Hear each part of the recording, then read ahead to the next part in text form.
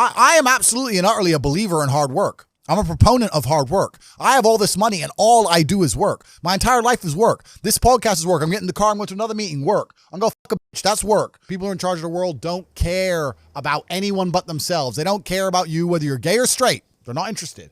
What they're interested in doing is controlling the minds of people and affecting the way people operate in a way which is beneficial to them. I don't want to get too political on this podcast and say what they're really doing because the video will get taken down. Once you get to a certain level of incomes and wealth, everything becomes free. And that's what I'm like now. I don't know the price of anything I eat or buy.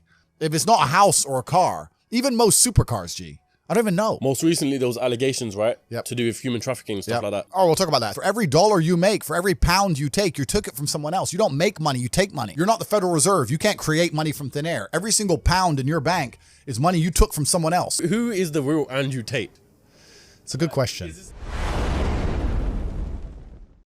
What's going on, everyone? Welcome back to the CEOCAST, the #1 place for showcasing business and entrepreneurship. Now today, you lot are in for a special episode. I'm with the 4-time kickboxing world champion, the top G, Mr. Producer, the one and only Andrew Tate himself. Come on, let's get a round of applause for that one. Come on, people. Bro, I'm very happy with that. I'm very happy with that introduction. Thank you very much. Yeah, you included the top G and everything. I'm happy with it. You got it, brother. You got it. What are you saying? How's your day going? It's going good, man. I'm breathing, which is a good start. You know, surviving on the breadline, you know, getting the bills paid. I'm doing all right. Especially in London where, you know, things are hot all the time. Yeah, like things are hot. Yeah, the world's kind of getting like that for me now. Ever since I conquered TikTok, I can't go anywhere. Yeah. Everywhere I go, it's just people, hey, it's Top G. And some people love me. Some people hate me. Yeah. You know, and in certain parts of the world, that's not a big deal. In other parts of the world, I'm a bit on edge. So. How long would you say you've been conquering TikTok for? Like, how long? Because it seems like you kind of spawned out of nowhere, almost. I put a plan together to conquer TikTok 4 months ago. Yeah. And I've now completed my conquest. Yeah. So, bro, done. So I conquer TikTok faster than the nation states conquer countries, bro. 4 months, I put a plan together, boom, done. Now it's mine. I own it. Finished. Didn't spend a penny. Didn't spend a single penny on advertisements. I don't even have a TikTok account myself. Yeah. I just put a plan together. We made it happen, and it's done. So. I want to get to that plan later on because from what I've thought, I haven't asked you directly. I'm going to ask you on this podcast, but it seems like a genius strategy. I think I know what it is. Yeah, I'd like to say I know what I'm doing, right? Yeah. I must be doing something right. Yeah. Because life seems to be going pretty well. So we put the plan together and then we executed it. And a lot of the time, it's not just the plan; it's the execution and the tenacity behind the execution. Yeah, we were tenacious, like we always are, and we moved with speed and we got it done. Before we get into it, make sure you subscribe and set the bell notification to all so you never miss a single episode. You know what? This is why I wanted to get you on, because a lot of things that you say, a lot of clips that I see, resonate with me. Like, you see this your typical motivational speech, that shit don't motivate me, I'll be honest. There was a speech I remember about how much you want to succeed if you know, something to do with breathing. There's a guy called Eric Thomas. Yeah. That shit, I remember everyone was like, yeah, that's so motivational. It didn't hit me. Yeah. I'd rather have Andrew Tate call me a brokey, call me a wagey. Actually, I'm not wagey, but I'd rather that shit motivates me. Well, you know what I mean? Yeah, and that's the thing about the way I talk and the things I say. Some people find it inspirational, and some people are upset by it, and their ego prevents them from learning from it. Yeah. But it's the kind of people who are really genuinely upset by what I say are the kind of people who can't truly learn anything and become successful in life. Yeah. I obviously know what I'm talking about to some degree, right? So if Mike Tyson walks in here and tells you he's going to teach you how to box and says you can't fight, you're a pussy. If that upsets you, then you can't learn, right? It's Mike Tyson. Just shut up and listen. Yeah. If someone, Richard and me, comes along and says, Andrew, you don't know shit, you're a dumbass and you're a brokey, I'm going to sit there and go, okay, maybe I'm a brokey, Elon. Tell me something, right? I'll listen. But if you're going to sit there and go, don't call me names and not listen, you're never going to get anywhere, right? You don't become the master unless you're very, very good at being a student. And I've always been very, very good at knowing when to shut up. But I've got to a point in my life now where I don't have to shut up ever. So I don't. How long would you say you were a student for? That's interesting. Yeah, I'm still a student of life, right? Nobody knows everything. And there's still a lot of people who I respect and will always respect and always am quiet around and treat with absolute respect. But I've been learning for a very, very long time. I've always been very, very observant, trying to pay a lot of attention. And life really doesn't have to be that complicated. When you see somebody that has something you want, you just got to try and work out how they got it. Yeah. And that's the missing part. Most people see people with things they want and they don't do the second half. They don't try and work out how they got that thing. Oh, my man has a Ferrari. Okay. I wish I had a Ferrari. Okay. They don't sit there and go for an hour. How did he get a Ferrari? It doesn't cross that part is the part they don't want to do, right? They just go, oh, here's a Ferrari, wish I had a Ferrari, and they go back to TV. Yeah. And that's why they lose. You know what? Here's where I want to start, yeah, because I feel like this point here is probably the point of which your whole life revolves around, right? I want to say, in my opinion. And that's the Matrix. Yep. Yeah. I want you to kind of break that down and explain it, because obviously I'm assuming you get the name from the film and the whole, what the film's about. Yep. But if you have to relate that to your life and life in general, what exactly is the Matrix? When I talk about the Matrix, I'm talking about the systems which have been created by society, which are deliberately designed to enslave. In the movie, the Matrix were used for our body heat, but here in this Matrix, were used for our efforts and our energies. And you're existing inside of a system which is deliberately rigged to make the rich richer and for the poor to stay poor. Yeah. And you can sit there and get upset about it. You can sit there and cry about it and say the system needs to change, which is what some people do, socialists, XYZ. But I think I know that's a waste of time, right? That's futile. The best thing to do is to understand the rules of the game and find a way to win. So yes, the game is rigged. Yes, the rich are always going to get richer. Yes, the poor are always going to struggle. And that's the way the game is set up. So you still need to find the best move on the chessboard. There's no point sitting there saying, I want to play a different game, because that's never going to happen. Because the people with the money are the people who have the control and they have the power. And why would they have the game set up any other way? Why would they change it? Right? Yeah. It's also the basic of economics. I think a lot of people don't understand the true basics of economics. And the basics of economics state that even giving money to the poor, it ends up back in the hands of the rich. There's no way to stop the rich getting richer. I've already explained this before, but I remember during COVID when they did the stimulus checks and they passed out all this free money to everyone, $1,000. In England, they gave a lot more money, but in America, everyone got like $1,400 each and everyone was happy about it, saying, oh, he's giving money to the poor. Yeah, but what do those poor people spend that money on? Amazon stock tripled because they all went to Amazon. Yep. So Jeff Bezos got richer, right? But the fact is that there's less companies than there are people. All those $1,400 checks amongst all those people at the bottom ended up in the hands of a few companies. And the rich got richer, and you can't stop it. Doesn't matter if those people invested their money. Doesn't matter if they bought stocks. Doesn't matter if they bought a crypto. Doesn't matter if they bought a house, whatever. The people who have the assets and have the companies and have the control are always going to end up getting control of the currency, and they're always going to be richer. So that's kind of how it works. And it's getting worse and worse. It's have-nots and have-yachts. I think it's all about being opportunist, right? Because there's a lot of crypto people here right now. And I remember you was on your video or something. Crypto was at a point where it was like £3,000. So what's that, about $5,000? I want to say something like that. I think more or less everyone here bought some. Yeah. But the whole general public thought it was going to shit. Yeah. And the opportunity there, no one grabbed it. Yeah, and that's another thing about opportunities, right? Because you have to be positioned to take advantage of opportunities. Yeah. It's like in chess, they say good moves come from good positions. It's true. You can't find a good move from a terrible position, right? If you're sitting at home with no money, it's hard to invest in Bitcoin at $1. Doesn't matter what it goes to, right? You got to be in a good position to take advantage of things. So you've always got to be in a position where you have a good network, you have good information, you have some kind of liquid money, you have the ability to survive without that money, you can take a risk. Like, it's hard to set yourself up. I'm in a position now where I'm in the NBA. I'm an NBA player. I can never go broke again. So it doesn't matter, right? Once you're in the NBA, I can throw $1 million at something. It doesn't matter if it works or not. So for me, it doesn't make a difference. And that's why it's so much easier. They always say the first million is the hardest, and they're completely right. Once you get to a certain point, you can gamble to a degree, right? Well, doing my research and stuff, you haven't always been a multi-millionaire, yeah? I want to say probably near billionaire level or something like that. So when did you clock all of this? When did you find out this side of life? I always knew that the Matrix existed, and I always knew that the traditional systems and From the what traditional... age did you know? Say again? From what age did you know? I always knew. Okay. I just knew. Even when I was going to school and they're sitting there going, you're not going to get a good job if you don't get good grades. I was the one sitting there going, you're a liar. Shut up. I just knew the teacher was lying. I knew school was bullshit. I knew college was bullshit. I knew university was a lie. I always knew it was a trick and a con. I didn't truly understand things to the level I understand them now. But I had an intrinsic understanding, and I think everybody does. If you're in a gas station and it's 3 a.m. and a Lambo pulls up and a guy gets out of it, you're thinking criminal, drug dealer, gangster. Yeah. You're not thinking, he has a uni degree. Because you're not going to think that. So when you see money, people don't even associate the money they see with university. But then they go, I want to make money, so I go to university. It doesn't make sense. It doesn't make sense at all. So I think everybody knows that the system and the path they lay out for you is not a path that's going to lead to where you want to be. And I didn't know what the other path was, but that intrinsic distrust for the system and that distrust for the things they wanted me to do made me search for other avenues. And then I found them, right? And if you speak to the people who are richest, if you speak to the people you know, this is for everyone at home as well. If you speak to the people you know who have the most money and go up to them and say, hey, what made you rich? None of them say school. Do any of them say school made me rich? I got an A in GCSE. Like, who gives a shit? It's bullshit, right? So it's all indoctrination. So I knew it was indoctrination, and for that reason, I was always searching. And if you're searching, you're going to find. Yeah. So. No, I always believe that as well. 'Cause growing up as well, I always thought that, here was my theory. Yeah? I've got a theory of business studies. A lot of people thought I was full of shit and stuff, yeah? Yep. But I want to kind of hear your opinion towards it. Yep. So I've done business studies in GCSE. In my opinion, the whole textbook, everything, the teacher, everything's full of shit. Yep. Yeah, literally, I feel like they overcomplicate it and confuse it on purpose Yep. because they don't want entrepreneurs, right? And they want people to be stuck in the system. People think- said I'm full of shit because of that. No, What do you think? I know exactly what you're saying, but they teach you things that the problem is as well, it's difficult because the way that humans work and the way that we've evolved as a species is that we don't really learn lessons unless they're learned the hard way. Yeah. I believe that unless a lesson has taught the hard way, you're not going to learn it. You can have so many near misses and people won't learn their lesson. Bro, you must know a guy who goes out there, nearly crashes his car, doesn't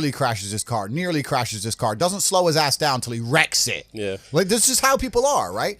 So you need that pain for the lesson to sting enough to really genuinely go inside of your mind. And it's the same with everything. It's the same with driving a car or business. Truthfully, if you want to learn a lesson about business, you're going to have to suffer at some point, right? So we always say that most people are not successful with their first companies, X, Y, Z, blah, blah, blah. I get that. The truth is there's a lot of people who make a lot of money with their first company, but they just spunk it, act an idiot, and it all blows up in their face. And that's how you get the discipline on your fourth company that when you have 3 million in the bank, you just leave it there. You know, and don't be done with it. So you need to go through some pain. You need to experience some negative things. You need to have to a degree some trauma to really even learn any lessons. So yeah, business studies. You're right. The book. That's not going to teach you anything about business. You need to get out there on the streets. You need to make mistakes. You need to suffer. You need to have the tax man knocking at your door. You got to deal with all that stuff so that you make sure it doesn't happen again. I really think that humans are stupid enough to only learn the hard way. That's kind of how it works. This episode is brought to you by Crep Chief Notify. In my time in business, I've learned that you need to seize every single opportunity, regardless of how big it is or how small it is. It's all about taking the first step. So for you watchers out there right now who want to become successful, just like Tate himself, this is a perfect way for you to find your first side hustle. Reselling is a great and easy way to start making money alongside your main job. For me personally, alongside of my podcast, I've been using Crep Chief Notify since November last year, and on average, I've been making between £700 and £1,500 a month. Their platform literally tells me what to sell, how to acquire it, where to sell it, everything you need to know, so it takes up minimal amount of your time. Like I said, I've been making anywhere between £700 and £1,500 a month. That's only doing a few hours a week. It's quite simple, to be fair. All you got to do is sign up to their service. They show you what are the current hot products to resell, where to get them, and where to sell them. But not only that, but the plus side of it is as well, there's over 50,000 entrepreneurs that use their service, and as we know, your network is your net worth. So if you weren't already signed up, make sure you sign up now. So get started on your first side hustle today using Crep Chief Notify. Sign up using the link in the description below, and you'll be one step closer to the life you've always dreamt of. Like I said, the link is in the description as well, so make sure you sign up right now. And also, they've got a YouTube channel, just write in Crep Chief Notify, and you can see exactly how the whole platform works. Before we dive more deep into your story, firstly, we need like 20,000 likes on this video. Secondly, I want to ask you one last question before we dive deep into your life here. I googled your net worth, right? Okay. And it says $30 million. How accurate is that? Because let me say before this, I see a $5 million Bugatti, and I'm like, maybe a guy with $30 million won't spend his money on a $5 million Bugatti. Don't make sense. So he's probably got some... Yeah, you know what's actually... The saying, if you know what you have, you ain't got much, that is completely true. Yeah. I don't have a clue how much money I have. When I was broke, I knew exactly how much money I had. I had 117 pound in the NatWest, and that was it. I'm poor, rent's paid, I ain't got nothing else. When I was broke, I knew exactly how much I had. But now I'm at a point where it gets really difficult to truly measure how much money I have, because you have cash. Okay, that's easy. I have some crypto, which is constantly fluctuating. And then you have assets, and the price of the assets is constantly fluctuating. And then I have companies and income streams, which need to be valued. And how do you value them, right? They can be an 8 times multiplier in some circumstances, and others they'll be a 10 times multiplier. Yeah. So it's really difficult for me to put a value on it. If you were to say to me, how much money do I have in the bank? But then even then, because I've got to be careful what I say on this podcast. But even then, once you have a healthy respect for money, once you get past a certain amount of money, you don't need it in the bank. Like there's no point in me having 50M liquid in the bank. Why? What am I going to buy? You know, you're like, as long as you have whatever you have in the bank to run around the world with, you have enough. So you try and put that money to use, right? You buy assets, XYZ. So it's really difficult. I mean, I have my online school, which we'll talk about later, Hustlers University. Yep. That's already been valued. That was valued at 300 million. When did you start Hustlers University? A year ago. A year ago. Fuck. Yeah, and that's valued at 300 million. Yeah. So, but then I ain't gonna sell it. So, but then again, I had a valuation between 280 and 340. So again, how much money do I have? I don't know. I could, if I really wanted to, if I wanted to sit here and say I was worth 500 million, I could prove that. Yeah. Yeah. If you sold up everything? If I wanted to, I could come up with 500 million probably. Yeah, I know. I believe that. That's what I'm saying. A guy like that buy another Bugatti. I'm pretty sure I saw a vlog where you're gonna buy another Bugatti. I've already bought a second one. Is it? Yeah. Which one? I've put another order down for another Chiron. So it's because that's the only one that's out right now. There's a Roadster coming supposedly. I've heard rumors of. Yeah. I've bought a Kernan's Egg as well. I got a Jumeirah on the way. Yeah. I'm talking to Pagani. I saw that you about put it on your story, so I assumed the new probably. Pagani. But you know what? This is another thing about money. I'm gonna sit here and I'm gonna complain. This is gonna upset all the brokies at home. There's nothing to fucking buy. Like you buy 3 or 4 diamond watches, you buy a couple suits, you buy some cars. What else? What else is there to buy? You end up just spunking it on bottle shows and $10,000 steaks. There's nothing to buy. You can go on holiday and travel, blah blah blah. But if you're actually looking for physical items, things to own and buy, there ain't much to buy. Okay, you can buy property. But property is a funny one for me because I'm very anti-governmental as a person, and I think that property is one of the big tools the Matrix uses to enslave. To keep you in the system. Completely, man. You buy a $10 million house in whatever country, you don't want to piss off the government of that country. Yeah, but saying because you'll lose that house. Saying that, I know you bounce everywhere for different locations. Yeah. Yeah. But what about buying houses in different locations? You still don't agree with that? Nah, because then you got a headache if you got to look after it. Now it becomes a job, right? Yeah. There's a lot of people who talk about passive income, and we'll talk about passive income because I think that's the biggest scam on the planet. The idea of passive income in and of itself is a lie. You're the first person on the podcast to say that. bro. Yeah, no, like everyone goes, oh, I want passive income. Well, of course you do. Everyone wants passive income, but tell me how you're going to get it, because having tenants is not passive income. Ask anybody who has tenants. It's fucking headache, right? Yeah. If I have a house XYZ, I got to make sure it's looked after, not broken into, the electricity's on, it's cleaned. I got to get someone on the ground. My assistant's got to deal with it. Now it's just got to be something to deal with. And once I got a bunch of money, what I really wanted more than anything was freedom. There's a bunch of these real high-level crypto guys, like the guys who invented Ethereum and all that lot, the autistic guys. They don't own anything. And I kind of get that. I'm at the point now where they have a backpack of their possessions, and if they want a house, they rent it. They want a Lambo, they rent it. If I need to go somewhere, rent. I don't own anything. I don't have any hassle. Nothing's in my name. No government can take anything from me. You get to a point of wealth where you kind of start thinking, do I want to have all this crap now I got to deal with? Really, you want peace of mind. And I have enough troubles in my head. I don't need to be worried about my mansion in Santa Monica, which has been broken into. And I don't even go there. Do you know what I mean? It's just long. So that's that. And then also what I was saying earlier about property being a tool to the Matrix. If you buy a 10 or $20 million property under a government, you can't piss that government off. You can't disagree with that government. You can't, if the tax authority of that government says you owe them money, you better fucking pay it, or you're going to lose a house, right? Yeah. If they say you better take an injection in your arm for the good of society, you better take your vaccine. You better put your mask on. You can't even get a parking ticket, my G. Listen, if I'm in England right now, I don't own any assets in England, right? And I pull up in the DBS. Have you ever seen James Bond look for parking? Me neither. No, fuck no. He parks up and gets out. That's what I do. Park up, boom, get out. I don't look for parking. They put a ticket on the DBS. Let's say I decide not to pay that, right? What are they going to do?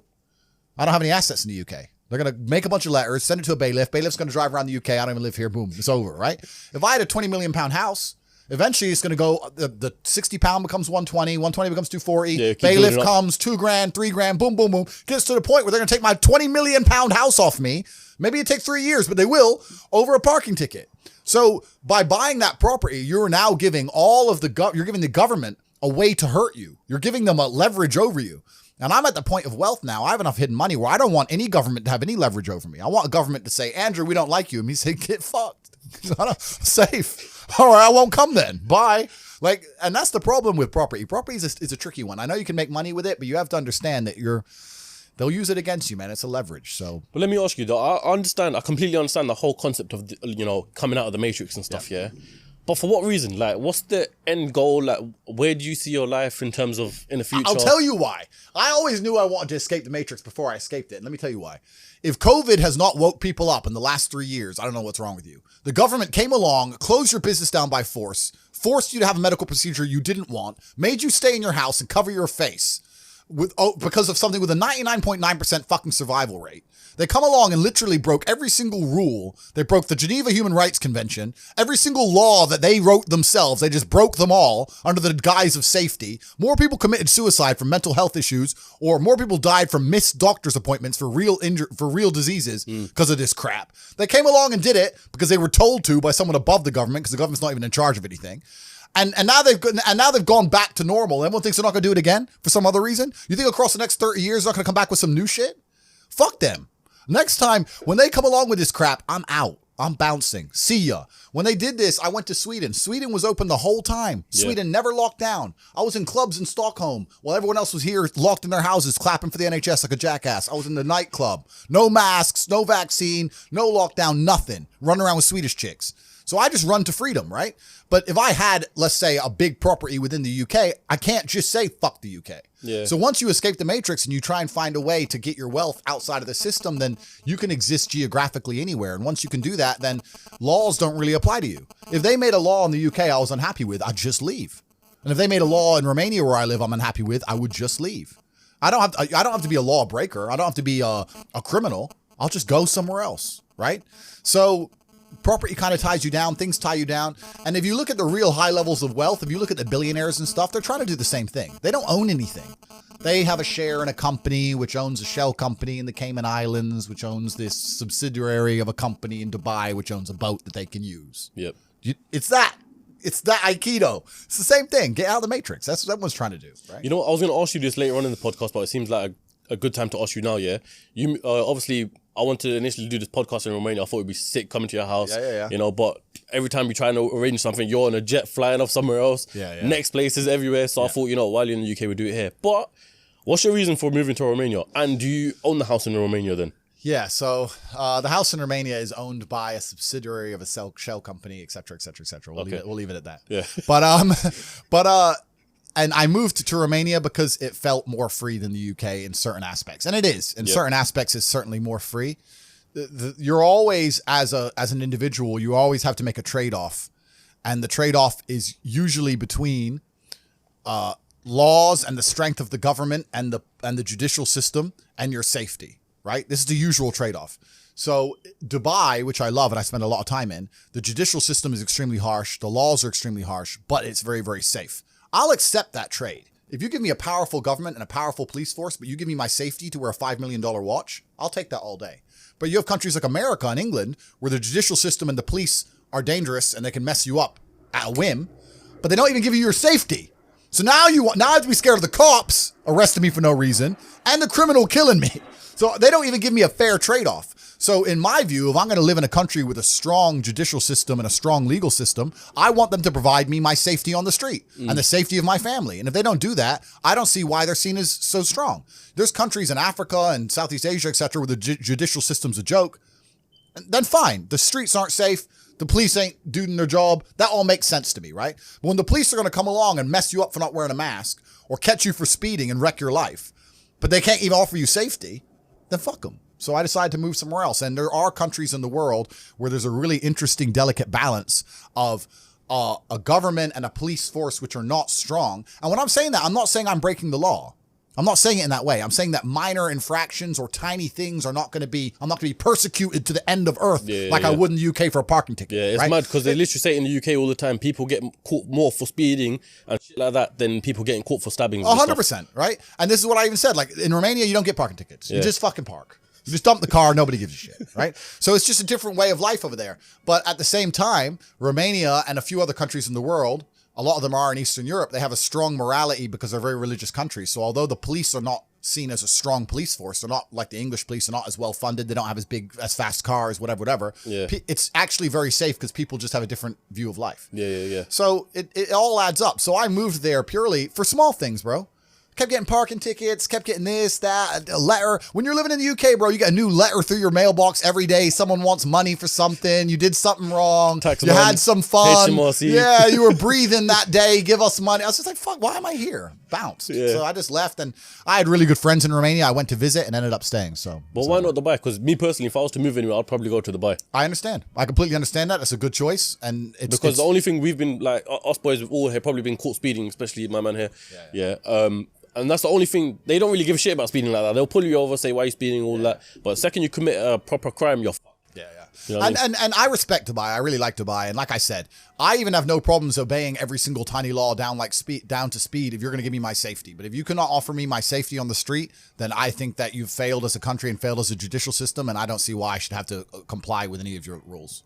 That's the basic understanding of it. So yeah, I love Dubai. I spend a lot of time there. And even though I live in Romania, I've only been there since the beginning of this year. I've been there less than 2 weeks. So I'm never home anyway. So for me, it's just a base. It's somewhere to park the cars, right? So it is what it is. I'm always jumping around because once you have a jet, you can time travel. So you're time traveling all the time. So is the jet yours, or how does the whole jet lifestyle work? A shell company owns a subsidiary to a company which owns a jet, which I can borrow. I don't own anything. Hello, everyone on YouTube. I am broke. I'm a brokey. I don't own anything. You can't take nothing from me, HMRC. I don't have anything. I'm poor. I go to fucking O2 down there. They won't give me a phone contract. I ain't got nothing.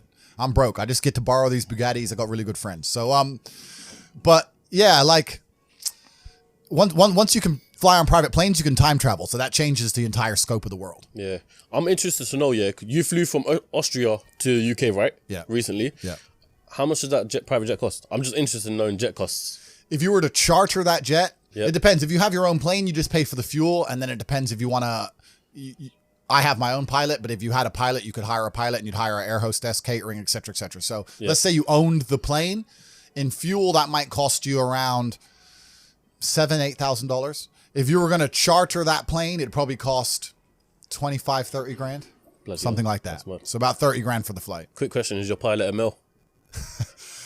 I'm gonna get all the feminists angry now when I say that I don't trust female pilots. Listen, women are amazing creatures and they're very good at certain things in the world and they're very needed. And I'm not going to sit here and say that women are unimportant or unneeded because they're not. They're very, very needed. But women can't even park cars, G. You see them. They can't even parallel park. You gonna trust them in the sky? Like curb your plane? Fuck no.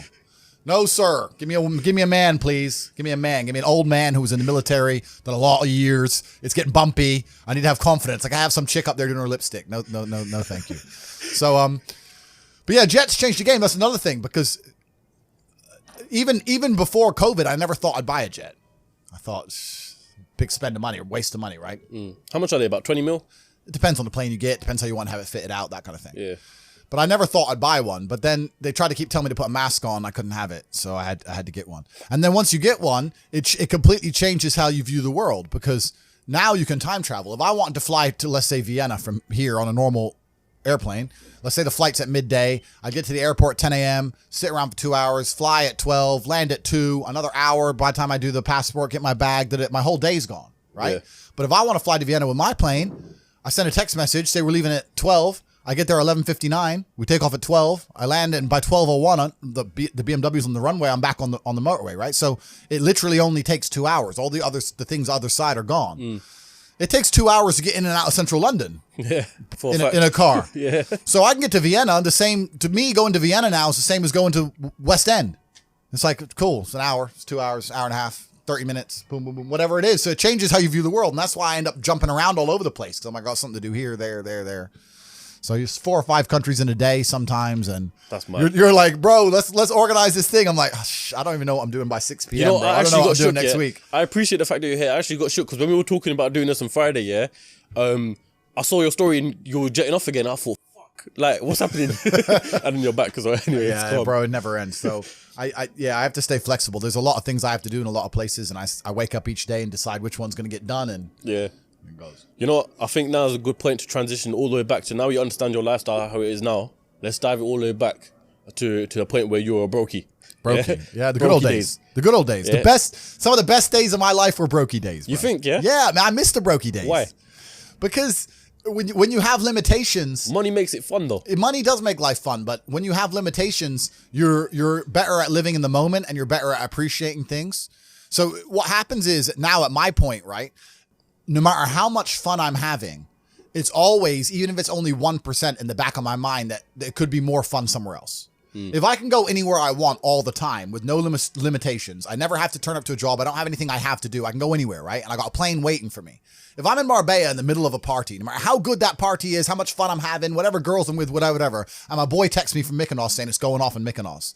Part of me is thinking, should I just I can get there by it's 3 a.m. now. I can be there before the club closes in Mykonos. And then it's hard to just live in the moment and be happy with what you're doing. Does that make sense? Yeah. Because there's unlimited choices. It's like going to Tesco. If there's only one sandwich, it's fine.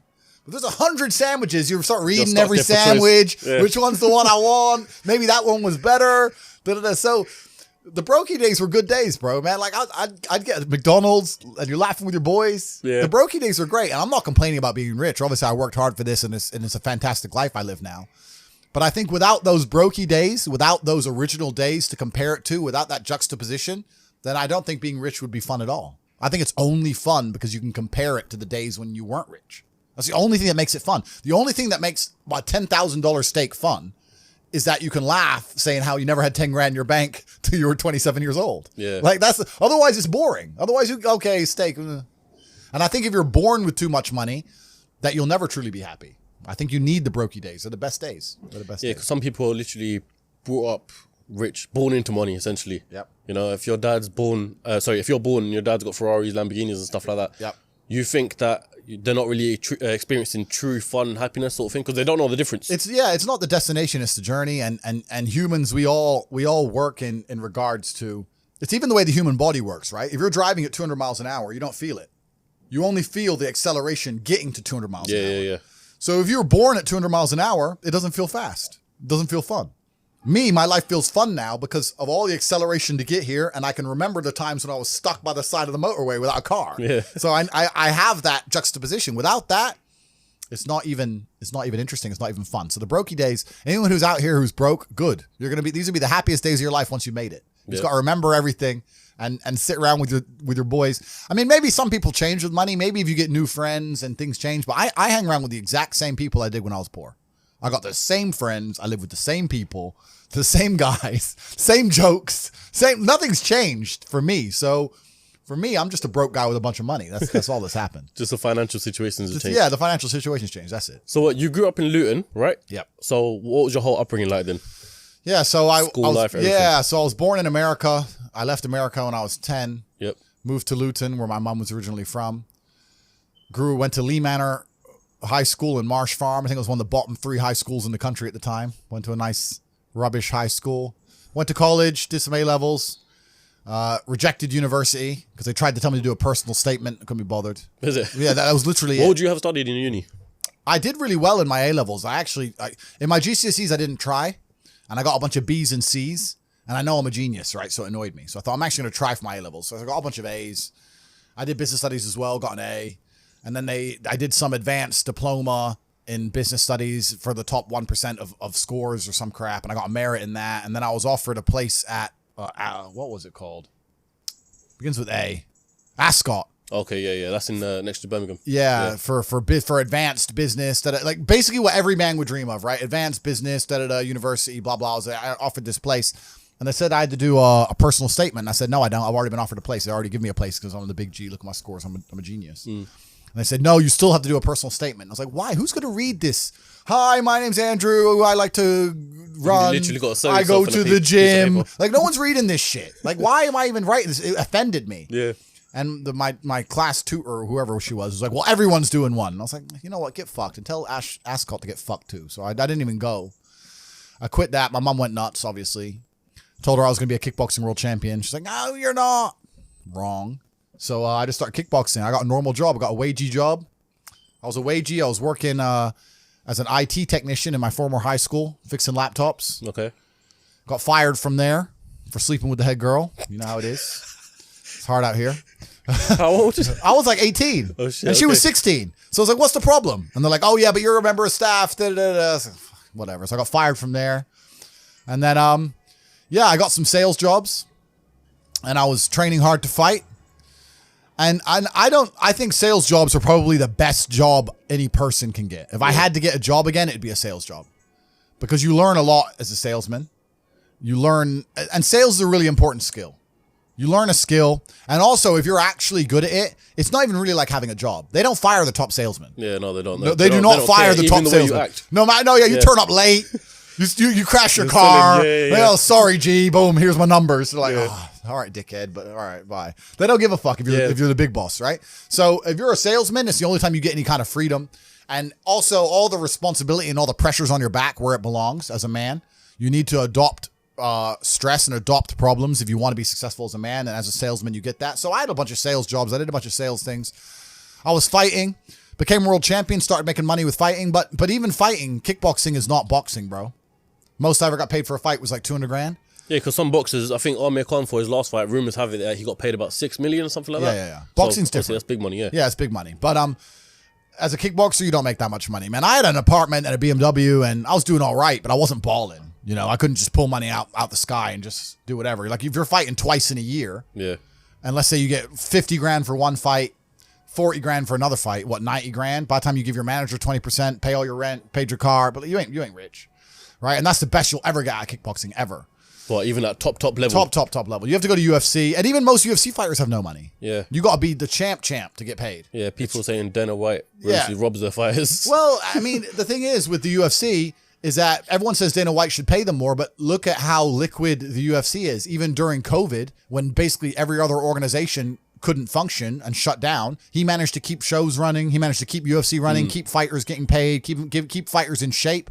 I mean, I know a lot of kickboxers who didn't have a fight for two and a half years. How are you going to stay in shape for 2.5 years? Yeah, and then you come out doing what? Yeah. How are you going to drive to the gym every day, eat good every day without you're not even getting paid to fight now? So it's hard. So maybe he does rob the fighters. I don't know, but he's an excellent businessman. He's provided a platform for people. But the point I'm trying to make is that fighting as a career path is a terrible career path because it's just too hard to make money. Too much can go wrong. You can get unlucky. You can break your hand. You know, you can get sick on the day before a fight and then lose the fight because you had a bit of a cold and now you got knocked out and you're you know what I mean? Like it's hard. It's too hard. It's unpredictable. So I always knew that even when I was fighting, and I was always trying to find a way to make money. Even when I was fighting, all I did was try different ways to make money. I tried a million things, and that's what you have to do. You have to try a bunch of things and learn a bunch of lessons until you finally find something that works. So, and when did you find when did you have like your first taste of true money sort of thing? That's a good question. And I think one of the reasons why I was so motivated to make money is because even when I was completely broke, through fighting, I had access to a lifestyle. I saw money, right? So, man, I can tell you stories now that even sound stupid to me. I went to Deauville, France to fight for a world title. And I was sitting there and the promoter hadn't turned up yet. And I ordered 2 waters, 2 Perrier. Yeah. And they came and they were like €9 each. And I paid for them. And I said to Tristan, 20 quid for fucking water. Because we're brokies. We're just like, and he's like, yeah, that's crazy. And we look around and there's all these tables just with water, champagne, food, you know, like $1,000 lunches, £1,000 lunches. No one gave a shit, right? And we're sitting there going, where are we going wrong with life? Like we're worried about the price of water. That dude's got a lobster. He's got like a big bottle of champagne. He's got 3 chicks. Like we're going wrong. So I always knew there was outside of the matrix. There were these people who were living in a way that money didn't have any significance. Money wasn't real to them. So I always knew it. I was always around it, especially through fighting. I went to a bunch of crazy countries, Kazakhstan, all these places. We're in Kazakhstan, a poor country. It's just G-Wagon, G-Wagon, G-Wagon, G-Wagon. I'm like, what's going on? Like, there are people who are living outside the matrix, and once you live outside of it, once you get to a certain level of incomes and wealth, everything becomes free. Like, when I was looking at the price of that water, no one else in that restaurant even looked at the price of anything. It didn't matter. Yeah. And that's what I'm like now. I don't know the price of anything I eat or buy. If it's not a house or a car, even most supercars, G, I don't even know. If I want the new Maserati, the MC20, the Spider, I'm just going to text my boy, yeah, fully spec, every option. And it's going to come out the bank and I ain't going to notice. Like, it doesn't make a difference. If I have 11.8 million or 11.4 million, what difference does it make? It doesn't mean anything. Yeah. So you get to a point where the whole world's free. And then you start just buying stuff, not because you want it, but because it's completely free. So even if you 1% want it, right? You're like, oh, well, maybe I might use it once. 400 G's. I might drive it one day this summer. Yeah. You know, and that's how you get to. It's the same way people just buy coffee at a whim. You end up doing that with everything. So I always knew that kind of life existed. I used to talk with my brother about it all the time. I was like, bro, we're doing something wrong. Something doesn't add up. We're still thinking in terms of like make money, spend money, money in the bank. It doesn't. There's people who are living for free and they just point at things and they get everything they want. And my brother used to call me crazy. He's like, what are you talking about? I was like, no, there's the matrix. We're inside the system. We need to escape. And now I managed to find a way out. So I always knew it existed. I was always looking for it. And it does exist, man. You can get to a point of income. You can get to a point of wealth generation where literally everything.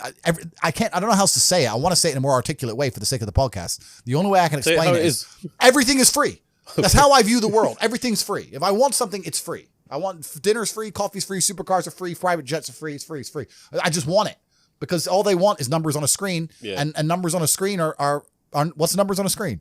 It's nothing. It's free. I don't know how else to say it. You're telling me if I give you some numbers on a screen, you're gonna go and build me a W16 fucking Bugatti Chiron Pure Sport, and you're going to deliver it to me in my house, and you're going to put it in the color I want, and it's going to be gorgeous and beautiful, and everyone's going to be jealous, and you're going to do that, and all you want is a few numbers on a screen? Safe. Take it. Take it. I don't give a fuck. It's free. I don't know how else to explain it. That's the world. That's the level the world gets to. That's mad. That's mad. So you and Tristan, you do everything together, right? Yeah. Correct. You share everything, businesses, bank accounts. Correct. I think the only thing you don't share is girls, right? Correct. So what's that like, and where did that whole relationship with you and your brother come from? Because I think a lot of people in the UK especially, they kind of view their brothers as the complete polar opposite of them. Yeah. And don't want to do anything with them. You do your own thing. Yeah. So when did you and Tristan think that, okay? I think that's one of the biggest mistakes that people can make. And one of the largest things that hold people back from wealth is the people around them. Not only because of the mindsets of the people around them, but also trying to find people around you who you can truly actually trust is difficult. Yeah. It's difficult, man. I'm telling you, if you get 20 people, 20 full-grown men in a room, and they can trust each other completely and nobody's out to snake anyone, even if all 20 are working normal jobs, but they pool their spare income, you will be rich. You'll be fine. The problem is finding 20 people you can trust, right? 20 people with normal jobs, even with normal jobs, you could pool your spare income. You could buy cryptocurrencies, you could buy houses, you could do whatever you want to do, and you would find a way to escape the matrix. At least, maybe not to the insane levels, but you'd all be comfortable, right? By just pooling incomes. Problem is, one of them 20 is going to snake you. One of them 20, his woman's going to leave him, and he's going to get fucked over, and you're going to get fucked over by extension. Or one of them 20, his wife will be in her ear. You're always out with them boys. You can't be with them anymore. The woman gets involved, starts messing it all up. So it's hard. A lot of people don't understand that the entire world, the most valuable thing on the planet today is human capital. Even the people at the very, very top echelons of life, all they care about is controlling people. The people who are in charge of governments and stuff, all they care about is controlling people, making sure you do what they want you to do. I don't want to get too political and talk about Epstein's Island and all that crap, but once you get to a certain level of money, all they want is people. People are the most important thing. You can't have a business without people. You can't have a government without people. You don't have anything without people. So I don't see why you wouldn't have the people you're born with, who share blood with, and just do a handshake as men and say, okay, let's not fuck each other over and let's get rich. Because now you're doubling your manpower, right? You're doubling up. So I think that I was always close with my brother and he's always been close with me because we are a team, and you need to have a team. And if you have a team, you stand a better chance. It's player versus player out here, man. It's on the street. It's not easy. For every dollar you make, for every pound you take, you took it from someone else. You don't make money, you take money. People don't understand the way that money works. You're not the Federal Reserve. You can't create money from thin air. Every single pound in your bank is money you took from someone else. And when I say take, I don't mean it in a negative way. You might have convinced them to give it to you. You might have a coffee shop. I'll give you a nice coffee. You'll give me some money. Cool. But you still took his money, right? So if you're out here trying to take stuff from other people, don't you want to have a team? You want to do it by yourself? You want to be Rambo? Because if you get two of you doing it. You get two of you. That's right. So the whole idea of this lone soldier, this Rambo, I'll do it all by myself, that's all dead, bro. You need to have a team. It's player versus player. And for the same reason, if you were out here on the street and you want to defend yourself, you want your boys around you. It's the same thing with trying to get rich. The problem is trying to find guys on your level. That's the hard part, right? So you and Tristan have always been close then? We've always been close since the beginning. Every single battle either of us had to face, we faced as a team. Yeah. And our battle to become rich, we faced as a team. We sat there and go, okay, we are going to get rich. It doesn't matter if right now I'm going to start this business and I ain't going to make any money. So you're going to work a wagey job so we have somewhere to live. And I'm going to focus on this as a team, right? So at least we have somewhere to live. If I'm working wagey job, we can't focus on the business. If we're both trying the business, we have nowhere to live, etc. So we've always worked as a team. We've doubled up our manpower. And I think a lot of men understand this and intrinsically would like the idea of this. But a lot of the time, women get in the way. I've seen it a million times, bro. I've seen women get in the way of partnerships like that so many times. Because women don't like you having a strong masculine network, because then you don't need them. They want you to need them. I'll help you. I'll be your partner. Bro, that's the biggest mistake. Don't even get me started. Biggest mistake you can make as a man is trying to start business with your wife or some shit. That's a headache. Why is that? Bro, I don't know who I'm going to offend or upset now, but this is how it goes. Because now you got two different battles you got the relationship you're trying to be in control of, and I got to deal with the business as well. Now it's different if you run the business and you hire her and she does a little bit of admin. Cool, that's fine. But I'm talking about, let's say 50-50 business partners. Yeah, let's say your chick goes, I want to open a beauty salon, and you pay for her to open a beauty salon. And now this beauty salon, you've put $1 million of your money in it, and it's not open on a Thursday. You're like, why isn't it open on Thursdays? Oh, I had a headache. What do you mean you had a headache, bro? I just spent $1 million. Yeah, but Claire's sick and I have a headache. And now you got the relationship. It's all messed up. This bitch is lazy. She thought it'd be a Sex in the City episode where she just drinks lattes and makes money. And she realized she had to actually do shit. You know what I mean? And it's all getting messy there. Whereas when you're with your boys and let's say you invest $1 million in something, it's not open on Thursday. You can go to his house and say, what the fuck's wrong with you? Don't be a bitch. You're a man. Yeah. You could just say, look, we need to open. You can't do that with chicks. It's hard. So even now, I've got 45 people who work for me and not a single one is a female. Not one.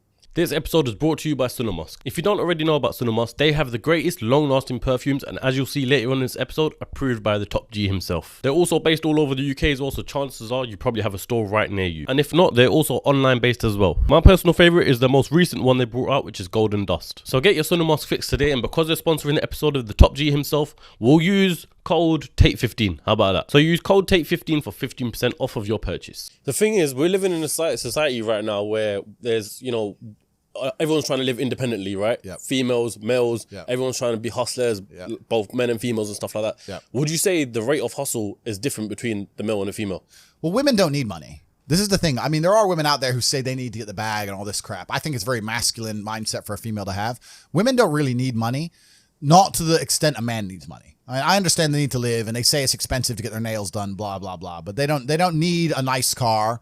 They don't need a nice place to even live. They don't need to pay for bottle bills or table spends and none of these things. They don't need any of that if they're attractive. So being attractive in and of itself is a currency. I don't know if this idea of ugly even then is warped, because let's say a girl, right, goes to the gym every day. Her body is banging. Her hair is long and it's nice and it's maintained. Her nails are done. She's got a nice manicure. She's got sunglasses on. She's dressed up nice. She's got a little dress on. She's got heels on. She's walking down the street. It's hard to be ugly. Do you know what I mean? Like, you might only be a 6, but you're all right. Like, dudes still want you. Still bangable. You're still, do you know what I'm saying? It's very hard as a chick to become unbangable if you're trying your best. Unless you fully give up. Unless you give up. So I think the path because we have to not conflate and confuse issues here. What we're actually talking about is status. We're not talking about money. We're talking about status. Men want money because we want to be high status males. Females want to be high status females. They don't need money to do that. They can do that purely through their aesthetics. So if I was a woman, thank God I'm not, because I think that'd be a terrible existence. But if I was a woman, I would understand, okay, I want to be the highest status female I can. I need to look good. I need to look gorgeous and get a banging Instagram profile. I'm a high status now. Now billionaires want to talk to me. For a billionaire to want to talk to us, we need money. It's like the whole Dubai porta party situation. Bruv, you know what I'm saying? Like, if there's a billionaire's boat, the chicks who get on that boat don't have to be anything other than pretty. That is it. For us to get on that boat, we have to be connected, important, rich, interesting. We got to know people. We got to network. It's hard. So what I'm saying is, if you're looking for status, whether as a male or a female, there's different paths. I don't think a rich female is a high status female. If you were to take a woman who's unattractive, but she had a bunch of money, no one's going to look at her and go, wow. No one's going to give a shit. I don't care. She's busted. I'm not interested. I'm giving the 19-year-old brokey with the big titties. That's the one I want to talk to. So women can access money and women can access high status men via their aesthetics. So I think that's a much more intelligent way for a female to increase her status. Now, I know this is going to upset everyone. People are going to be sitting there going, you're saying women are only good for how they look, blah, blah, blah, all this other crap. I'm not saying that. I'm saying that women are judged instantly on how they look. Just like men are judged instantly on our status, how rich we are, the car we turn up in, the table we're sitting at. Yep. That's the real world. Now, maybe you have more than just some big tits. Maybe you're also a nice person. It's unlikely, but maybe you are. But we're just talking about status games here, right? Yeah. So any woman who's dedicating herself to hustling instead of dedicating herself to the gym is making a mistake. You think, yeah? 100. Why? Just get rich man. Get hot and get rich dude. Like, why? And they go, oh, yeah, but maybe he leaves you. He won't leave you unless you fuck it up. Just be quiet. It'll be fine. So you noticed this, and transitioning on, you started a webcam business, right? Yeah, so my first ever business, and people have the really wrong impression of this, but I've explained it a lot of times on the internet and a bunch of other podcasts, so I won't give the really long story. But the first ever business I made a lot of money with was a webcam company. So how that company started, I've told the story. It was a really long story, but basically it's like the old chat lines. Used to have people on the phones and guys used to call them up and speak to the chicks. That kind of modernized and changed to have webcams, including video. So I identified this, and I knew some girls who wanted to make some money. So I was like, look, instead of working in Starbucks or doing this other admin crap, come do this. I'll pay you triple. And then we started that. And that grew into quite a big enterprise. Yeah, across 6 months, I went from one girl up to about 10 or 11 girls. And we started doing 300,000 or 400,000 a month through these online websites that had guys sitting there talking to girls. Now, I want to make this clear. The way I became so successful in that business was because of all the business lessons I had learned from other businesses I'd tried before, right? If I had not tried a bunch of other businesses and some made money, some didn't make money, etc., I don't think I would have been nearly as successful. I approached it very much like a business. I was not thirsty. I wasn't trying to sleep with the chicks. I wasn't trying to be Dan Bilzerian, none of that kind of crap. It was very, very much a company. It was a business. It was super professional. It was handled in a very professional way. And I applied all the business lessons that I'd learned in my endeavors of the past. And we managed to make a whole bunch of money. The problem with a business like that is that there's a link in the chain, which is broken. Not broken. There's a link in the chain, which is always weak. Because you have me and you have the money. And there's something in the middle, which is unpredictable. And that's females. Got a bunch of women in the middle. Here's what I makes it hard. Here's what I wanted to ask about it though, yeah? Because I got to ask this and I got to bring it up as well. Most recently, there was allegations, right? Yep. To do with human trafficking and stuff like that. Yep. And there was a video that went around of your house getting raided. Yeah. You and, I think, was it Tristan as well? Who Yeah. So what was all that about? And we'll talk about that. So that's not even related to the webcam company, but that's actually a good thing to bring into now, right? Because females are completely and utterly unpredictable. Yeah. So because we live in Romania and because we used to have a webcam company, which we closed like 6 years ago, I'm not even involved in that. Oh, you don't even anymore. have it anymore? No, nothing like that. So even though I'm not involved in it anymore, the actual story behind that is ridiculous. There was a girl from America who came to see Tristan. She was at our party, at our house. We had a big party. It was like 100 people there. Yeah. Her boyfriend caught her on Instagram. She said to her boyfriend, "Oh, no, I'm not at the party. I don't want to be here. I'll leave when I can," and turned her phone off. And her boyfriend, somewhere in fucking Oklahoma, calls the American embassy in Romania and said, "My girlfriend's been kidnapped." So then armed police roll up to our house looking for this chick. But this is the next day. She's already left. And at our house, we have full CCTV. So they came and they arrested us. And was like, "Oh, they kidnapped this girl." The girl wasn't even in the house. And then they went through the CCTV and see her walking around eating pizza and get a taxi home. So they're like, "Oh, okay, sorry." And everything was dropped instantly. So that's just some stupid girl making up bullshit. But that actually ties into what I'm saying. The problem with the original business is you had me and the money, and in between was women. And women are unpredictable and women are emotional. So yeah, I became an expert to a degree at managing females. But there was always that link that was upsetting me. I wanted to be closer to the money myself. And I learned a bunch of things from that business, which I've applied to other businesses, and I've made a lot of money. But truthfully, we're living in a world now where the two things that the webcam business really is selling is it's selling attention, which is the first thing. We live in an attention economy. And also it's selling information. It's a service, right? It's not a physical product. So I sat there and I understood that even if I launched my webcam business, if I had a brand new girl, she has to get attention, right? People have to notice she exists to want to spend money on her. So you have to be an expert at soliciting attention. And then once you get the attention, you have to find a way to monetize it. So the girl would monetize it by sitting there talking away. You could advertise her and spend money. That's all advertising is, getting attention from money, right? Yep. So I understood a bunch of things. And when I closed that business, and I closed it because I couldn't be bothered with the female headache anymore, I still very much understood any business I'm going to launch from now on out, I need to find a way to get attention. Not in a negative way, not in an attention-seeking way, but that's what advertising is. Yeah, how do I get yourself out there? Yeah, how do I get attention in the world today, which is difficult? And then once I get that attention, how do I monetize it? Yeah. Because that's the world we now live in. Rihanna, when she launches a makeup brand, no one buys it because of the makeup. They buy it because it's Rihanna. She has attention. She can monetize it any way she chooses. Rihanna can launch a fucking clothing brand, makeup, sofas. Who cares? It's Rihanna. Yeah. She's going to sell, right? So that proves that we now live in an economy, we live in a world where the most valuable currency, the most valuable thing that exists is attention. It's extremely difficult to get because people's attention spans are lower than ever. Yep. Bro, they're non-existent. Have you ever watched someone on TikTok? Next time someone's on TikTok, watch them. Because I don't have a TikTok account myself, but I see people on it. How long do they give a video to interest them? Maybe a third of a second. They're like, Not interested enough, move on. Bro, that quick. If you don't get my attention in 0.25 seconds, I'm not interested, right? That's how hard it is now. So, and it's getting harder and harder because the apps and the algorithms are retraining our brains to do that. Yep. So now we live in a world where if you can find a way to hack these algorithms and you can find a way to get attention, and there's lots of different ways to do that, then you can find a way to monetize it. And off the back of that, you can become a very, very wealthy individual. See, this is where for me, it's, as you say that, it's clicking more and more in my head with Hustlers University, realizing that, to monetization and attention syncs together. Yep. That's why there's so many clips of Andrew Tate on TikTok.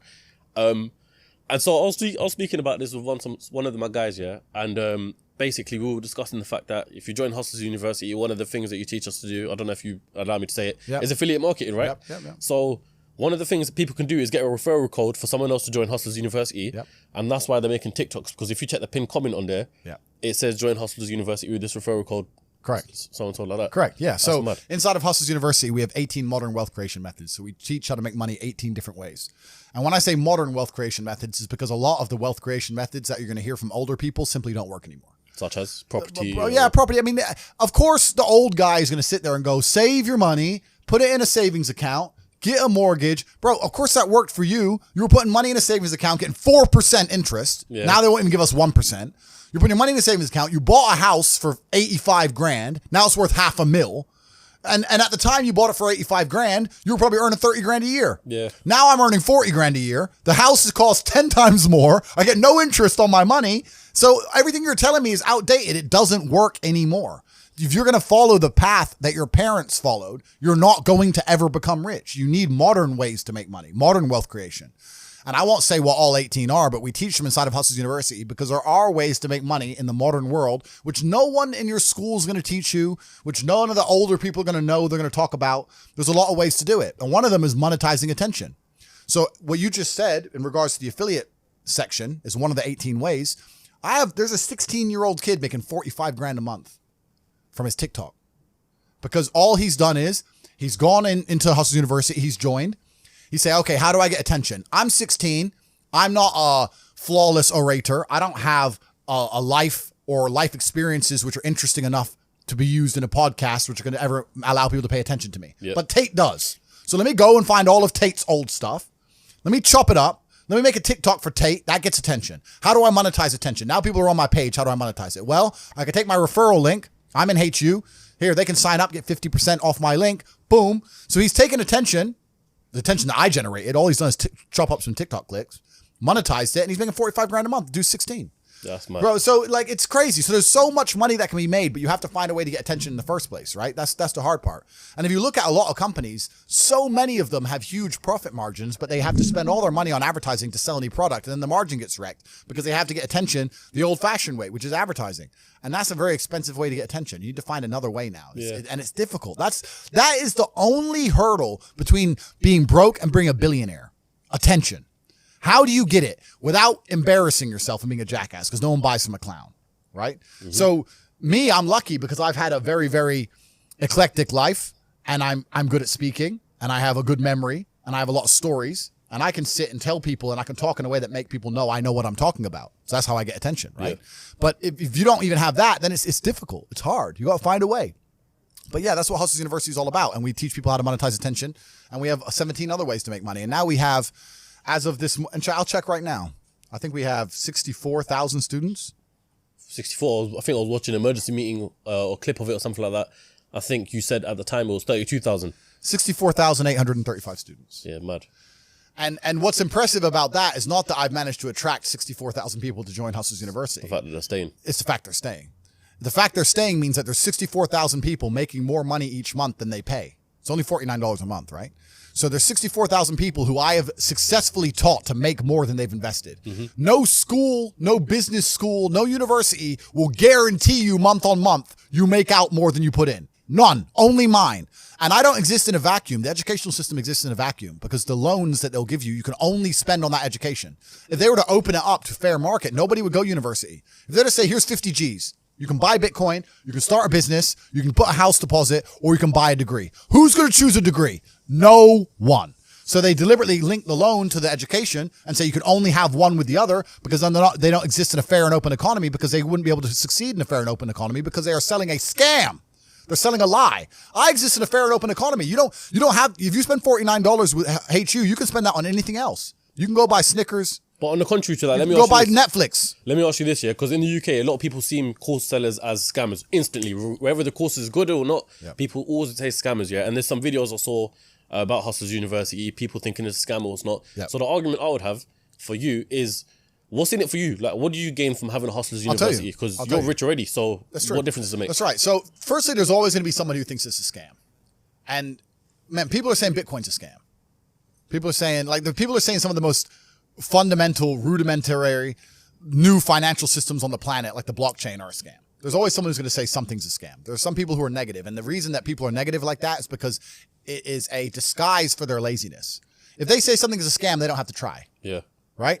If they have to, I'm not saying HU is going to instantly make you rich. You have to work like you do on anything else of value. You have to get in there and try. If they get in there and they don't want to try, what's the first thing they're going to say? Scam. I joined. He told me to do something. It takes an hour and a half. I'm lazy. Scam. That's it. That 16-year-old kid making 45 grand, he's making TikToks all day, every day. He's working. Like, he ain't getting money for free. He's sitting there finding videos, chopping them up, making them entertaining, adding the fucking titles. That he's working for. The thing is, like we were going back to earlier, people ain't got the attention span. People ain't got the attention span to work anymore, right? So there's always gonna be some idiot who says it's a scam. The fact that we retain 64,000 people proves it's not a scam. Yeah. The reason I started it is very, very simple. I think that, I mean, I don't want to sit here and pretend I'm a philanthropist because I'm not. Obviously, I benefit from having this university. It's a very valuable company. It makes a lot of money, right? So why wouldn't I want to run one? But also, it doesn't detriment me. I don't think that some rich people, maybe they believe that there's not much money in the world and they don't want other people to be rich. I completely see it the other way. I see it that there is so much money everywhere and even I can't get it all. So I want as many people around me as possible to be rich because now I'm at least around more money. If I send a message inside of HU and said, I want to raise $100 million, amongst my students themselves, I can do it. I've got my own venture capital firm now. I was like, boom, all right, 100 million, let's buy a yacht. Here, dish it up, bang, bang, bang, done. Yeah. Because all of them are making money. I want to know as many people with money as possible. So if I know a way to teach people how to make money, and I'll also make money for teaching them how to make money, and I now have people who I can talk to so I have access to the money they make, why would I not teach them how to make money? Now, the reason no one else has really done this is because I don't think anyone else knows how to make money as well as I do.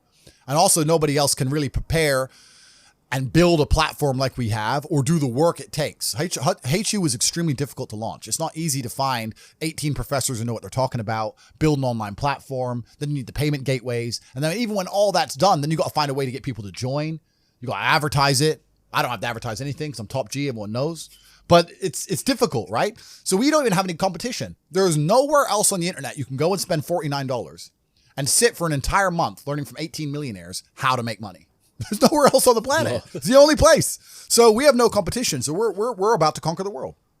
We're about to conquer the world, and that's a good thing. And you said his value's at what now? 300 million, you said, right? Well, let's do some basic math, right? So as of this morning, what did we say? 64,853. Yep. So numbers.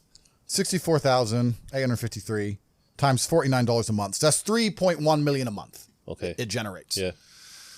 That's all profit. It's an online platform. No cost. So what's that a year? 3 times 12 is 36 million a year. So, and then if you're going to put a multiplier on a business, there's different ways you can do it. If you're going to do you can do a 4 times multiplier, et cetera, et cetera. But tech companies usually get an 8 times multiplier. And it's usually an 8 times multiplier of the turnover, not even the profit. Right? Mm-hmm. So that's my turnover, but my turnover and profit are the same thing. So it's easy to value at a 10x, right? Which is 36 times 10 is 360, or an 8x is 300. That's crazy. But I'm never going to sell it because I won't sell it because it's mine. 1, 2, I don't need money. And 3, I don't trust anyone else to teach the things that the things we're teaching actually work. It's not going to be some vanilla bullshit, right? It actually works. And I also think like a lot of these people, a lot of these wealth gurus and crap online, they don't teach shit that really, really works.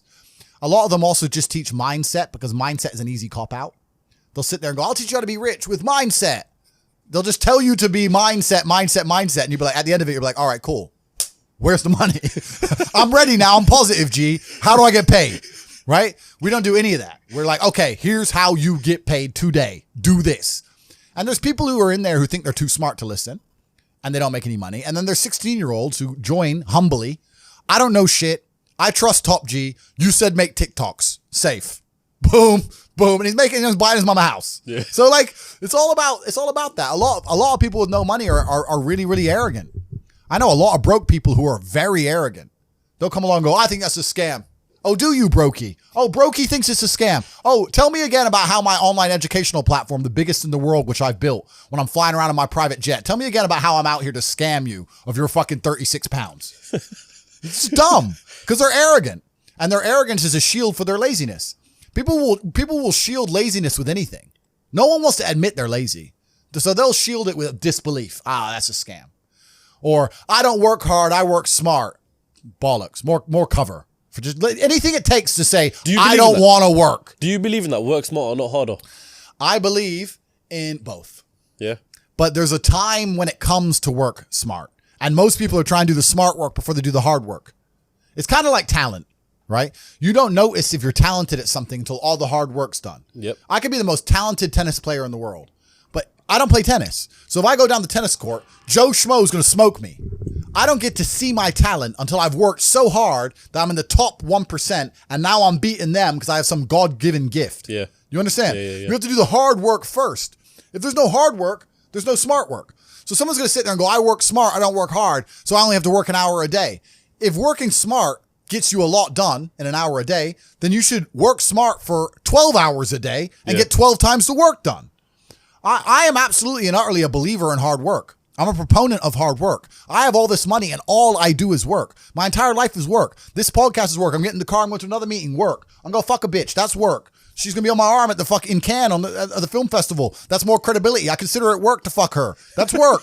I want to go to the gym so I'm in good shape. Work. It's all work. My entire life is work. And people don't want to look at life that way. They want to talk about work-life balance and being lazy and all this crap. I don't believe in any of that. I believe in if you want to win, you have to outcompete the man who's prepared to do nothing but work. It's player versus player. If you're going to sit there and go, I don't want to work more than an hour a day, well, the guy who does want to work more than an hour a day is going to beat you. And no matter how smart you are, there's always a smart dude who's doing the same smart work you are for more hours than you're doing it. That's just the nature of the game. And this is why we talk about things like passive income. Passive income's a fucking scam. I'm tired of people coming to me saying, I want to make passive income. And I sit there and say, what methods of passive income would you say is a scam? It's not about it being a scam. It's about the mentality towards it is a scam. Look, everyone loves passive money, right? I make money as I sleep. Yep. I get it. You need to de-link your time to your money, because if you're only working for money, you run out of time, you can't make enough money. I understand all those principles. My point is, if you have no money and you're coming to me saying, I want to make passive income, why are you not making active income? Get up off your ass and work first. Because there's no such thing as completely, truly 100% passive. You're going to have to check on it. You're going to have to maintain it. You're going to have to find a new tenant for that property. You're going to have to make sure that DeFi crypto farm you're in doesn't go to zero. It's not a rug pull. Yeah. You're always going to have to keep an eye on it, right? But the idea that people with no money are already so concerned with making money without work is amazing to me. You should be worried about active income. If I'm a brokey and you show me how to make $1,000 an hour, I don't sit there and go, okay, but how can I make that passive? I go, cool, I'm making $18,000 a day because I'm going to work. Dude, you don't need to worry about passive income until you have no more time. I look at passive income because I have 18 hours a day I work. When all 18 of those hours are done and my workload still isn't finished, I have to find a way to make some of those income streams passive, either via staff or whatever else. Yep. And that's how I work smart. I use all of my time, and when all my time is done, now I have to become more efficient so that I can get more done within the same time frame. To sit there and say, I don't want to use my time, so I want passive income is dumb shit. The 16-year-old making 45 grand a month, if he was to sit to me and go, I don't want to make the TikToks, I want someone else to do it, make it passive, that he wouldn't be making any money. He's just working. You have to just work. At some point you have to bite the bullet and just work. So when someone comes to me talking about passive income and they're a brokey, I'm like, you are just lazy. You are lazy. You will never get anywhere. Lazy people never get anywhere in life. Doesn't matter what it is. Doesn't matter if it's tennis or money. If you're lazy, you're never going to get there. That's how it works. See, that's what motivates me, telling people straight how it's it true, is. But it's fucking true, bro. They're lazy. And another thing about people is they're quitters. I can't stand quitters. We have a thing inside Hustlers University. If someone unsubscribes, I ban them. Is it? Yeah, you're not allowed to rejoin. Yeah. And they email me like, oh, sorry, I had a problem with my card. I want to rejoin. I don't need members. I got money. I do not need your membership. I do not need you. It's not a business where we need you. You need us, right? So if you're the kind of person who's going to quit because it's hard, then fuck off. I don't even want your energy around me, because quitters are the worst people on the planet. You can give a quitter absolutely everything and they will still fail. You can give it, doesn't matter what it is. If you go to IKEA and buy a flat pack fucking table and put it in front of a quitter, you will never have a table. He'll look at it, it's just long, and he'll quit. Quitters can have every single advantage. Quitters can have all the information. Quitters can have all the tutelage. Quitters can have a mentorship. Quitters can have someone who messages them every morning, hey, bro, let's get it. And guess what they're going to do at the end? Quit. They ain't never going to have shit. So if you're a quitter, I don't even want you even inside my organization. I don't want quitters anywhere near me, because you're never going to be successful. And the people who join and then quit because they had to do an hour's work are the people who come along and go, take this, maybe it's a scam. Idiots. Peons. They will stay brokies and wagies forever. Leave them there, right? You need the people who don't quit. I don't quit. Every single facet of my life is testament to the fact that I don't quit. When people see my plane in the sky, you can say whatever you want about me. You can call me arrogant. You can call me anything you want, but you cannot call me a quitter. I didn't quit.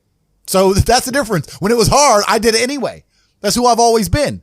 And if you don't have that kind of tenacity, you're never going to be anything. So the people who come along and talk about passive income, they sound like quitters to me. They sound like people who don't want to work. I love work.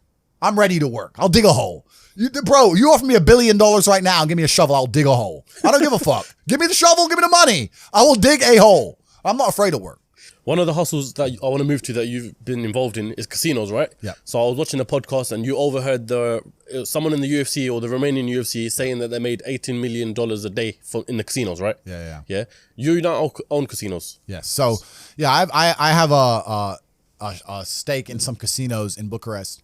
COVID came along and made that a bit difficult. Yep. But that's another reason why you have to diversify, right? So I'm involved in the casino business. I'm involved in a bunch of businesses.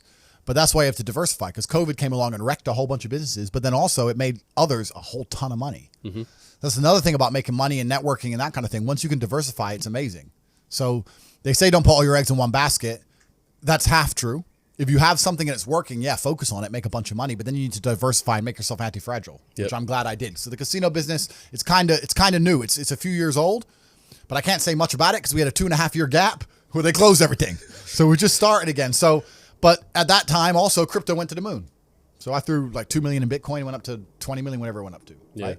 So that's how it works. You got to have a lot of pans in the fire and you'll be okay. So yeah, I've got the casino business running. I've got a few things running. Got the war room as well, which is something else that we can talk about later on. So I've got a whole bunch of stuff going on, but also diversification becomes very easy when you have a good team. It's amazing. Every single thing I talk about ties back to things we've already talked about before. We talked about having good people around you, right? So how can I run all these casinos while I'm not even there? Well, I got people around me who can do things for me. I got a good team of people. If you start with a good team, you're going to make it. That's really true. Brotherhood in and of itself is so valuable. If you sit around with 20 people and none of them are lazy and none of them are snakes, you're going to be fine. So you need to have people you can give word. This guy's in charge of this thing. That guy's in charge of this thing. Delegate people, different roles, different tasks. Absolutely. You got to have a team. You got to have a network. And my network is so strong. That's one of the big advantages I have. I have people around me who I can genuinely, seriously trust. I want to ask you something, yeah? Sure. Everyone always asks about best advice you've ever received, right? Yeah. What's the worst advice anyone's ever given you? That's a good question. I've seen a lot of bad advice on the internet. What's the worst advice anyone's ever given me personally? I never really listened to anybody. So it's hard for me to talk about advice because I never listened to it. The traditional path to wealth is terrible advice. To go to university, get a degree, get a job, blah, blah, blah. That's terrible advice. We already know that. We talked about that. I think follow your passion is also a terrible piece of advice. Yeah? Yeah. People say, hey, man, you need to find what you're passionate about and do that. And what they're trying to say is only do what you like because you have no motivation to do anything else. And motivation in and of itself is a scam. I don't believe in motivation. I believe in discipline. I am not motivated to do the things I'm supposed to do every day. I don't wake up full of like joy that I have to go to the gym or that I have to work or got to deal with crap. I don't feel motivated to do them. I'm disciplined. I do them regardless of how I feel. Whether I'm in the mood to do it or I'm not in the mood to do it, it gets done. That's discipline. Discipline's a real thing. Motivation is fleeting. Yeah. You're never going to be permanently motivated. So when someone comes along and says, oh, do what you're passionate about, what they're saying is you'll have endless motivation and then you'll be able to try hard. If you're the kind of person who can only try hard at something he enjoys, then you're going to fail. Because most things you enjoy don't pay any money. If they paid money, you wouldn't enjoy them. It's called a job, right? Nobody likes their job. You like your hobby. I'm sure you like playing video games. Maybe 1%, 0.1% can make money from video games, right? Most people, you ain't ever going to make it. Yeah. Do you think the guy in China who owns a concrete plant is passionate about concrete? Do you think he's sitting there stroking it at night, naked in bed? Fuck no. It's money. Be passionate about success. If you're passionate about money, then you can be passionate about anything. I'll be passionate about any business on earth that pays me. If you pay me $1 billion to dig that hole, I'll be very passionate about that hole. I will dig that hole with passion for the cash. Yeah, because you know the cash. For the money. Yeah. That's right. So when people come along and say, oh, you need to find something you're passionate about, follow your passion. Bro, you're going to follow your passion to the fucking food bank. You're never going to make any money that way. You have to sit there and go, what is going to pay me? And I often talk, there's another thing we teach inside of Hustlers University, and also the War Room. The War Room is a network I have, which is a level above HU. Mm-hmm. Everything I've talked about with brotherhood and people you can trust and capable people, that's what the War Room is. The War Room are people who have come along and we've all agreed, very much like me and Tristan have a relationship, is 2,100 men now in 72 countries, and we've all basically signed a contract. We're brothers now. So I have 15 businesses operate inside of there. Businesses are opening all the time. No one's ever been snaked.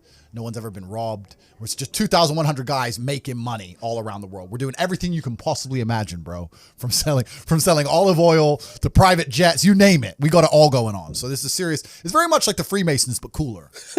Yeah. So that's the War Room.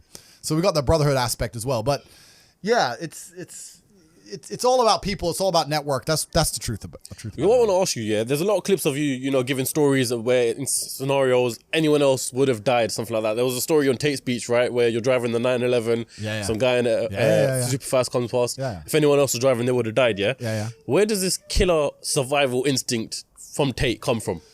I think the world is a violent place. I think there's violence all around us. I think that I view the world in a violent way.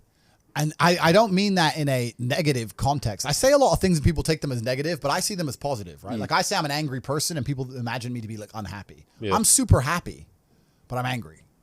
Angry is motivating to me. You can't sleep if you're angry, so you better work, right? So I'm an angry guy, but I'm a happy guy. And I see the world as a violent place. I've always seen it as a violent place. If most people look at a tree, they see a beautiful tree, right? If I look at a big, strong, beautiful tree, I think he must have fucked up every other little sapling around him. He took all the water, took all the nutrients. He destroyed them all. There was once 20 trees, and all 19 are dead. And they got one tree left, the big G, top G tree. Not one. Top tree. Tate. That's it. That's violence. Violence got him there, right? He destroyed his enemy. That's how he got to the top. You see a beautiful tree, I see violence. You understand? Yeah. And that's the true nature of the universe. You have to learn that you have to take things from other people. And by taking it, I'm not saying go rob a bank. I'm not saying that. I'm saying completely the opposite. You can be a philanthropist. I'm taking money from everyone inside of HU, but I'm changing their lives. It's a good thing. You can take money in a positive way. Most people don't look at life that way. And when you look at life that way, you need to start identifying. One of the things we teach inside of HU is to identify every single time your money is taken from you. So I say this to people. I say for the next 2 weeks, every time you spend money, even if it's £1, write down how they got it from you. And they're like, what do you mean? I'm like, all right, cool. You're walking down the street. You're going to Starbucks. You buy a coffee. Why did they take your money? Well, I wanted coffee. Yeah, but how? Okay, you wanted coffee, right? Cool. Did you only want a coffee because you saw Starbucks, or did you want a coffee beforehand? Why did you want their coffee and not another coffee? Did you buy a cake as well? Why did you buy a cake? All right, cool. So now you identified how they took your money. Then realize how they could have took more of your money. You bought a cake, but you didn't buy a sandwich. Why? The sandwiches weren't on display, or they looked cold, or they looked rubbish. Or the woman who was serving me was old and ugly. Maybe she was a young cutie and talked to me about bologna sandwiches. I would have bought one, right? So you need to start identifying how your money is taken from you. Because once you identify how your money is taken from you, you can start to actually intelligently think about how you can take money from other people. If I had to open a coffee shop, if I sit in a coffee shop, right? If I sit in Starbucks, the whole time I'm in there, not only am I thinking about how they got the money from me and how much I spent, I'm thinking about how I could outcompete them. I'd sit there and go, okay, cool. I'm in Starbucks. I spent £5.68. I got a latte and I got a donut, and I'm sitting here. And that business place, that commercial property right across the street is available for lease. How could I outcompete this coffee shop, which just took my money? What's the profit margin on this £5.68? How much did this cost them? The coffee, pennies. Donut, 30p maybe, right? How much is the staff? They pay the staff minimum wage £8 an hour. So I've already paid 30 minutes work from that brokey, the wages. Yeah. She's there for another 30 minutes for free, right? How much is the rent? How much is the business rates? If I had to open up there, how would I attract people to come into my shop as opposed to their shop? They got a big brand name. I'm brand new. Okay, well, the bitch working here is ugly. My one's going to be hot. Boom. That's the beginning. Next thing, do they have any signage outside? No. I'm going to try and put some signage outside. Do they have parking? No. I need parking. But you need to start thinking about how you can convince people to give you their money as opposed to giving it to the places they already give it. Different analytics. And once you do that, people say, I can't think of how to make money. If you start doing that for a year and just keep a notepad, you'll have 100 ideas of how to make money.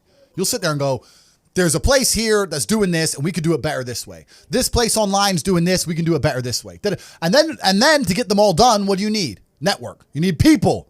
It's all about people. Then you need to either go in the war room if you want to join or have your people around you and say, okay, we can make money with this. Who's going to do it? Who's not lazy? Who's getting up at 4 a.m. tomorrow? Boom. Let's get it done. So there's unlimited ways to make money, but most people go through life and their money is taken from them and they don't even identify how they got tricked out of it. They're just happy with it. Yeah, they just have, how did I spend 16 grand in Cirque last night? Oh, because my ass got drunk. How'd they get me drunk? Well, because the guy, when I first bought the first bottle of champagne, was there on the table, pouring, putting it in my hand, got me drunk, then I spent 16 grand on bottles. That's how they got my money. So if I open a club, I need to make sure when people first come in, they get fucking hammered. Nobody thinks about it that way. Nobody thinks, how did they get that out of me? Right? Why am I spending $2,000 for dinner in Novikov? Is it the food or is it the fact that I'm in Novikov and tag myself in Novikov? You have to identify how you're getting famoosed, how you're getting finessed. That's how you do it. But most people just walk through life getting finessed left, right, and center, giving all their money up. And they're like, oh, how did that happen? You got to learn to finesse other people. Yeah, but it's not finessing in a negative way. It's in a good way. It's a good way. You have to take money from other people. That's the only way you're going to make money. Yeah. You have to take it. There's a pimp, and he said a really intelligent line. He said, business is just other people's money. That's all business is. I want to start a business. So you want other people's money. That's what you want. So how are they going to give it to you? You have to think about it. Nobody thinks about it. And the easiest way to think about it is to think how you're giving yours away. That's a mental model you should adopt. Yeah. And you'll end up with loads of business ideas. Business ideas are everywhere. It's just execution, which is difficult. You know what? Going back to what we said earlier about the survival instinct here, at the end of the day, the way I see it is, and this relates to Islam as well, yeah? I'm a Muslim. Yep. At the end of the day, when day of judgment comes and all that stuff, it's every man for themselves, essentially, right? Yep. Am I right in saying that? Yeah, every man for themselves, and that's where that comes through. So you're prepared for that. Yeah. And I saw in clips as well that you've got understanding and sort of respect for Islam. So a massive respect for it. I have a massive respect for Islam because they have principles which they refuse to bend on, and we live in a world now where every single principle is being constantly bent and broken. Yeah. And I like to see a fundamental, or I like to see a mental model which is rigid. Yeah, there's nothing left rigid anymore. The law isn't rigid.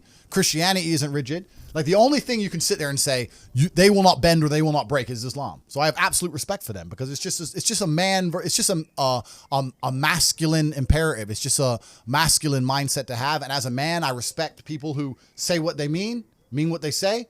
Those are the rules. Oh, you don't like it? Tough. And besides Islam, there's not much of that left in the world now. Yeah. Now everything's just bending and breaking and they're just making it up. Yeah. Like I think Christianity is a joke. I think it's a joke of a religion. If someone were to ask me my religion, I would have to say if I was to find God, it would have to be via Islam, because how am I going to go to a Christian church when they got gay pastors and shit? The Bible says no, and you're just ignoring it. What is this? It's not even a thing. Like, to me, it's a joke of a religion now. I think it's a joke. So if you're gonna bend all your own rules, if you're gonna be tolerant of everything and stand for nothing, then I don't think you have anything. It's just like people are getting onto the president of Qatar, because he's not allowing gay pride or flags or anything to be shown in the World Cup. Yeah. Right? So what's your opinion on, people expressing their communities, for example? My opinion is that you're in Qatar. Yeah. So no, but I'm talking about in general though. Yeah. In general. People expressing their happiness for gay pride and stuff like that. The problem is, and I don't want to come across as homophobic, and I don't want to get this video taken down either, but the problem is that a lot of these things are not what people think they are. There are people who think so surface level. The people inside the matrix think surface level. They sit there and think, this is only about accepting what gay people want to do. I don't care what gay people want to do. I'm not homophobic. I don't give a shit what you want to do. It's not about that. What's actually happening is that the New World Order and people who are in charge of the world are using certain agendas to enforce. They're using them as a disguise to enforce hidden things. You understand? It's like the Green New Deal. They come along and say, global warming, global warming, global warming. They pretend it's about the planet, but really it's about just raising taxes to the sky, locking you in your house and taking your car away. They don't give a shit about the planet. It's a disguise. So the people who are in charge of the world are using certain agendas, which they don't want you to argue against, to sneak in a bunch of other legislation and a bunch of other rules. And the whole pro-gay acceptance thing is exactly the same. It's nothing to do with gays. The people who are in charge of the world don't care about anyone but themselves. They don't care about you, whether you're gay or straight. They're not interested. What they're interested in doing is controlling the minds of people and affecting the way people operate in a way which is beneficial to them. I don't want to get too political on this podcast and say what they're really doing because the video will get taken down. But anyone who has a brain, who wants to go and find out, you will find out that all this green agenda they're pushing has nothing to do with the environment. All this gay stuff they're pushing has nothing to do with gay people. It's all to do with control. The people who are in charge of the world want more control. If they gave a shit about global warming and rising sea levels, why does every single multimillionaire and billionaire buy a house on the beach? It's the first place they buy their mansion. I thought we're all going to drown next year.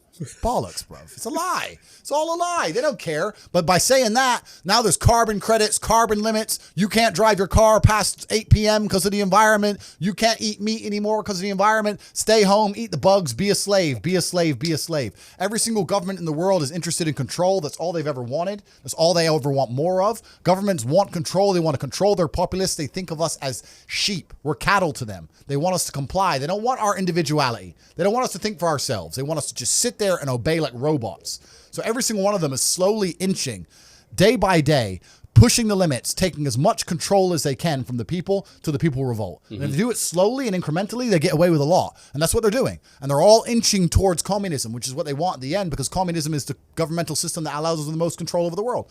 People sit there and go, oh no, the governments don't want communism. The governments want free enterprise because governments want money and governments want you, everyone to be rich and they want people to be wealthy. This is beyond money. The people in charge of the world print the money. They don't care about money. They don't care about economies. They don't care about taxes. All these things are brokey considerations. When you print the money, do you think you give a shit if the economy is good or bad? You print the money. You don't care. What you care about is when you click your fingers, do people obey you? That's what they want. They want power. Power, yeah. That's what it's really about. The whole world is about power. So when someone comes on TV and tells me I'm supposed to believe something, you need to believe this about the planet. You need to believe this about the gays. You need to believe this about this virus. You need to believe this. I sit there and I look at it and go, why do you want me to believe this? Do you think, yeah? Why? It's a lot. And sorry, you got me started now. Sorry, bro. But it's like, why do you want me to believe this? Do you want me to believe this because it's good for me? Or is it because it's good for you? Are the rules made for the benefit of me, or are they made for the benefit of the people who make the rules?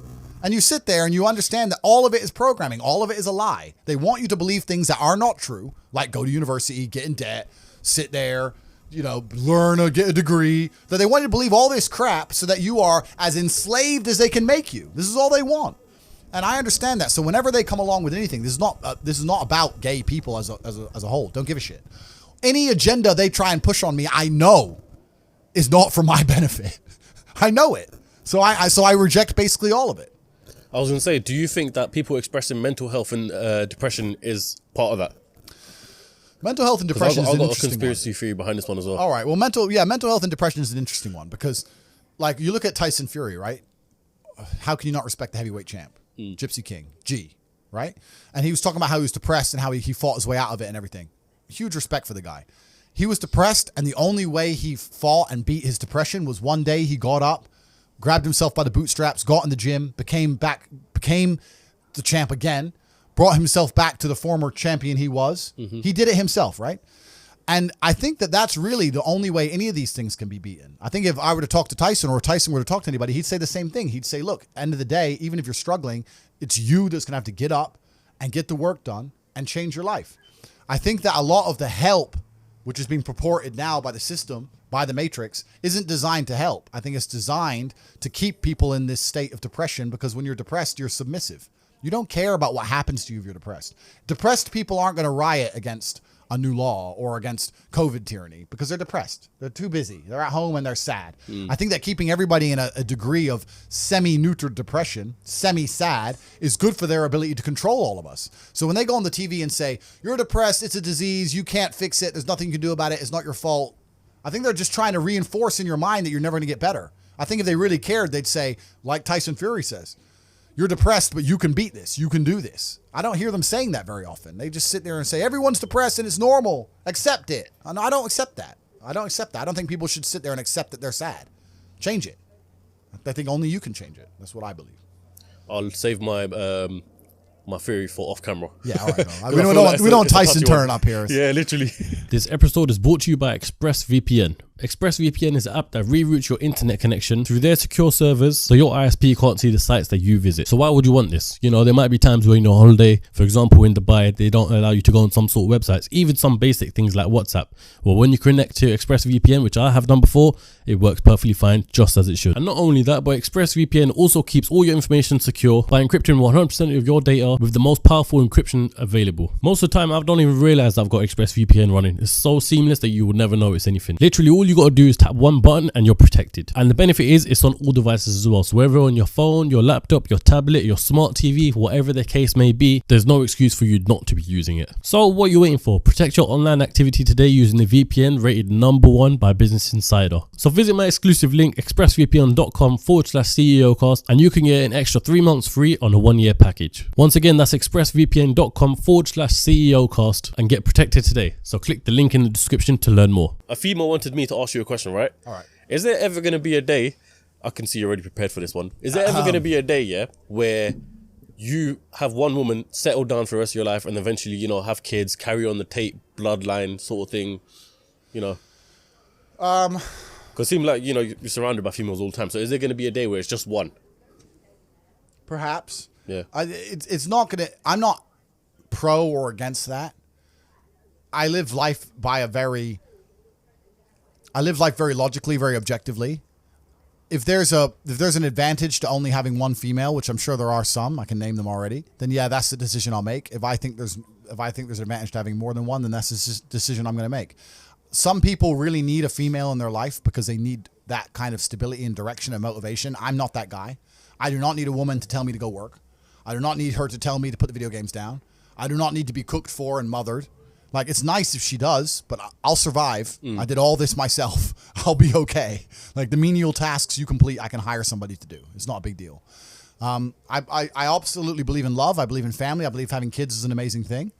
But does that mean I'm ever going to live the completely traditional, I'm at home, wife says come home?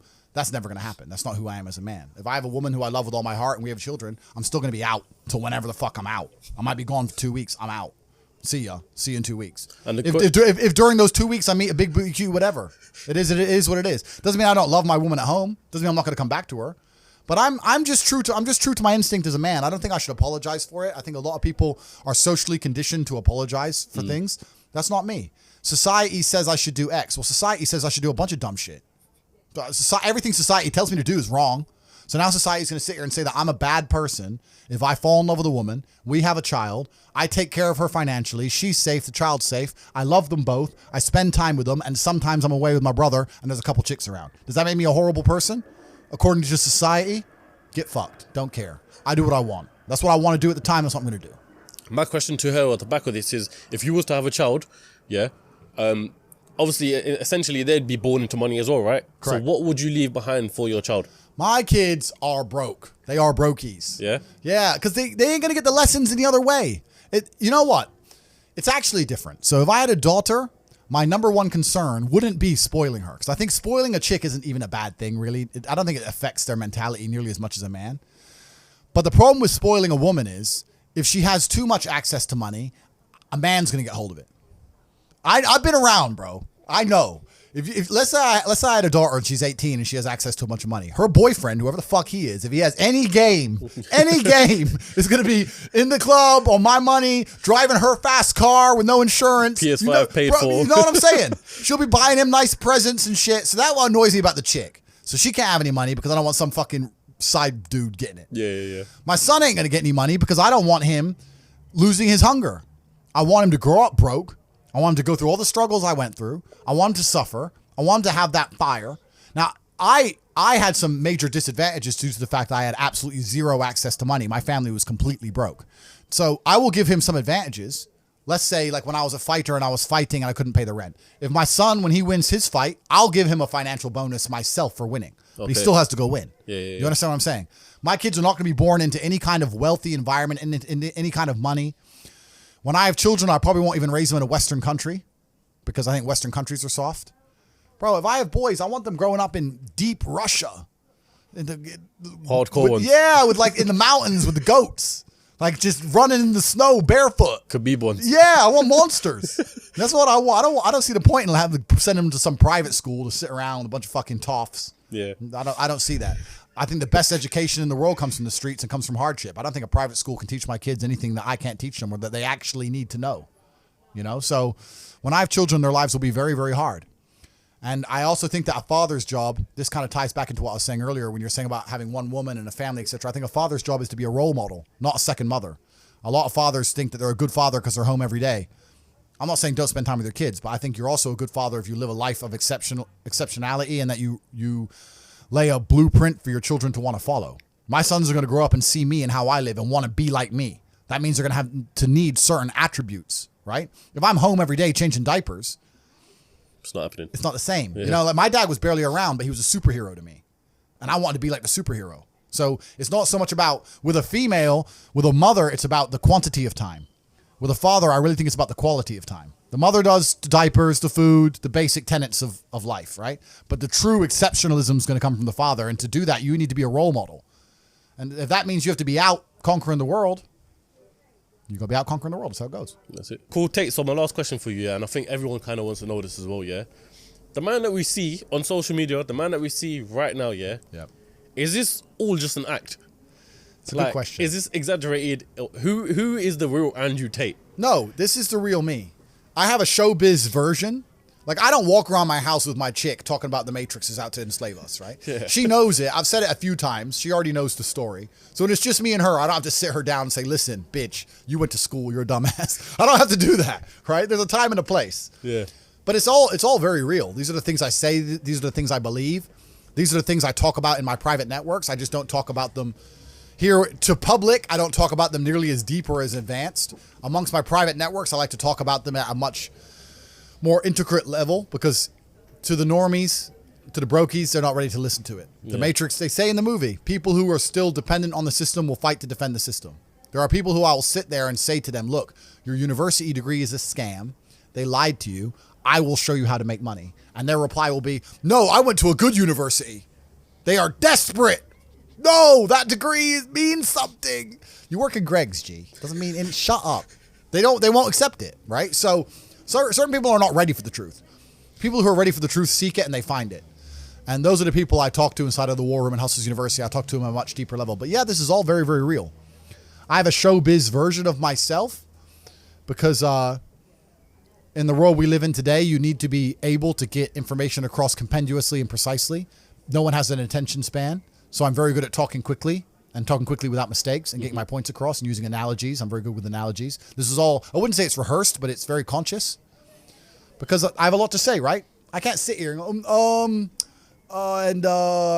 money, because no one's going to watch it. Yeah. Right? So people will probably look at me and think it's fake. It's not fake. It's just a matter of me understanding how things need to be done. And as a professional, I do things as a professional. I'm on a podcast, so I'm going to be professional. I'm going to get as much information across as possible. And my mind works quicker than my mouth. I'm lucky. I'm smart. So that's how it goes. Tate, I want to appreciate you very much for your time. Thank you. There's always that fear when you have a podcast like this that, you know, the guests are going to back out last minute. Yeah. So I want to really appreciate the fact that you're here and that you've given plenty of time. And before we end up, can't let you go empty-handed. So I've got a few things. Obviously, Sunoma. It's Christmas. Christmas come early. Sunoma has sponsored this video. So we've kindly got the main man. Do you want to give it or? You must, yeah, we kindly got the main man to give you some perfumes. Amazing. So on this side here. Because you know what? I wasn't getting any girls in my life. I was thinking, what's going on? Maybe I don't smell good. Yeah. Maybe I don't smell good enough. And also, this one's on behalf of us. I know you're interested in Islam. Yep. So you don't have to accept this, but this is a choice. I will accept it, my English friend. translation of the Quran. So if you want to Amazing. seek more knowledge. Thank you very much, bro. I appreciate that very, very much. Have that. I'm always out for knowledge, my friend. Thank you very, very And much. then I the last appreciate one, that. this is a little story actually. Someone gifted me these cigars and I don't usually smoke cigars, right? Okay. So I was like, yeah, cool, you know, I'll smoke it on a special occasion. So I think it's only right that we probably end this podcast with a cigar. Let's do it, bro. Yeah, you got one? You want one? Yeah, if you have one, Yeah? I'll take it. Thank you. You have a lighter? No, I don't. You got a lighter in there? My lighter's in the That's all car. we need. My lighter's in the car. Need a lighter if we have one. Let me try this smell. Yeah, this one's the one, man. This one's a special one. Yeah? Because I'm going to... Thanks, G. I need you to do me a favor. Sure. Wear it and say only top G's wear this. All right. I got you. I'll make something happen. I'll get the shear on. I'll put the thing and I'll spray it. No, I got it. All right, me and Tate are gonna smoke the cigars now. So I hope you all enjoyed the episode. Listen, we need 20,000 likes and share this to people that you want to share it with, because I reckon this podcast might get taken down soon. So we need everyone to see this podcast. Tate, appreciate your time. Yeah, thank you. And I'll just do a little final bit before I put this on and take all the bitches, put them on the jet. Yeah, like truthfully, I just want to, the last thing I'm going to say, and the reason I do these podcasts is I actually think the world is quite a bleak place for men nowadays. I think that the societal path they've laid out for most men is a sad one. I think that all men like the idea of conquest and like the idea of being high status and being rich, and they're telling you that you shouldn't be those things and you shouldn't do those things. You should just go to school, get a wife, sit at home, happy wife, happy life, and it's depressing and it's unhappy. And I promise everyone that there is a degree of happiness, but as a man, that happiness comes from freedom. And freedom does require money at some level. And you're going to have to get out there and get paid if you want to be free as an individual. And once you're free, you're going to be happy. So if you resonate with any of the things I said, please don't DM me on Instagram. I get 5,000 DMs an hour. I can't read them. Like, I'm trying to find the pussy. Bro, I go in there. I go in the message requests. I'm scroll, chick. Okay, accept. Delete. I don't have time to read all that shit, right? But if you're going to join Hustlers University, you can begin to make some money. And if you're actually serious about brotherhood, about working with people, about networking, about understanding how the world really works, if you already have a little bit of money or you're starting to make money and you want to find a way to attribute that towards your freedom, then that's what the War Room's all about. And we'll see you inside of there. So I'm very accessible as a person. You can find your way to me inside of the networks, but don't DM my Insta because I'm not going to be able to see it. That's how it works. Fair enough. All right, everyone. I hope you all enjoyed the episode. Tate, once again, thank you very, very Thank much. you. Sweet. We need some clapping. Come on, people. Come on. What's that about? Yeah, that's it. Lovely. Good one. Awesome, bro. Awesome.